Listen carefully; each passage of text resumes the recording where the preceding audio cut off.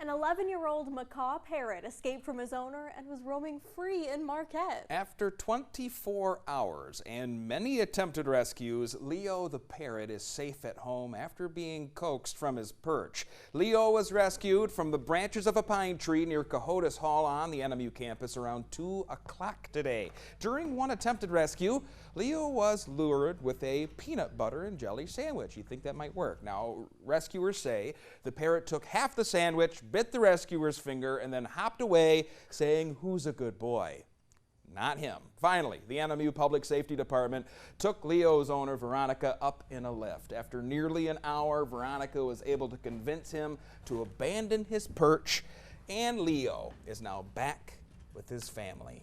Awfully colorful, awfully large bird to see flying around Marquette. Big personality, apparently. Well, if you've been out and about in Marquette County, you've probably seen snowplows chugging along. The County Road Commission wants to remind you to keep a safe distance. A Senate bill introduced last year says you need to stay at least 200 feet back from active snowplows, stay at least 20 feet away when stopped at an intersection, and you can't pass a snowplow when they're active. Now, Olson says the statute only applies to illegal passing. The Thunder Bay Inn returns to the early years of America for the weekend. Until Sunday, the early American encampment is out front of the Big Bay Inn. Around a dozen living historians are tenting out and teaching the public about the past.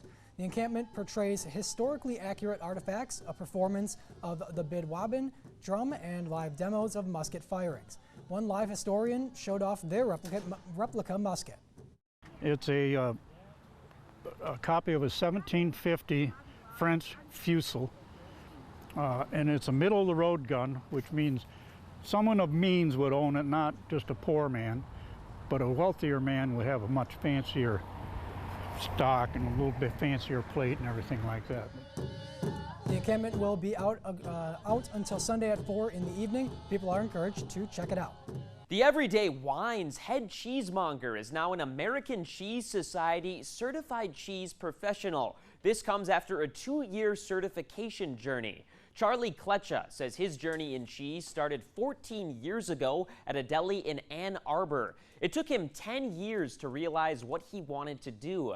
Kletcha says CCPs are sort of like a sommelier to wine, and he is the only active one here in Upper Michigan. Kletcha looks forward to teaching customers the ins and outs of cheese offerings. Anyone who's ever spent more than a couple minutes on the counter with me knows I love telling these stories, and I love finding people a new favorite. Just like with wine and other specialty foods, there's so much more to explore than people are expecting, and I love kind of opening people's eyes to the diversity that cheese can be. The South Shore Fishing Association gave veterans a chance to fish Lake Superior this morning, all for free. Our coverage of Veterans Fishing Day kicks off with the annual Post-Fishing Boat Parade. Since the event started in 2014, boat captains have volunteered their vessels as a way to thank veterans for their service. After spending the day fishing on the big lake, veterans waved to the crowd and had the chance to show off their catches. One captain says this is a good way to give back to both the community and the people who have served. I think it's very important to give back to those who have sacrificed their time, and us at Relentless Charters like to do the same and sacrifice a little time to help them out, have a great experience, show them a homecoming that maybe some of them have never seen. So it's just a special thing for all those involved. All fish caught during the event are cleaned and equally distributed to the veterans.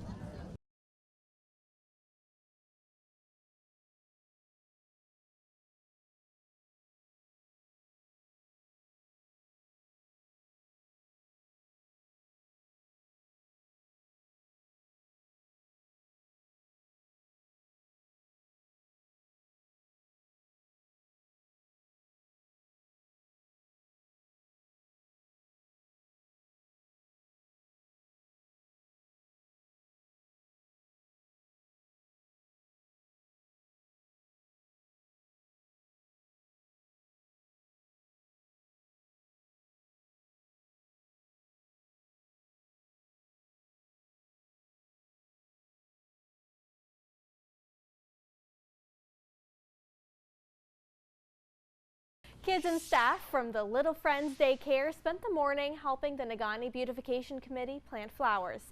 The daycare group walked to Miners Park to plant some annuals among the perennials. Anna Matson of the Negaunee Beautification Committee provided petunias and marigolds for the kids to plant. The kids dug the holes and planted the flowers themselves. Matson says the committee invites the kids every year to help plant. We try to teach them about adding a little bit to the community with their little flowers. And over the years, they've come to see that they can add to the community with just a little bit of sunshine.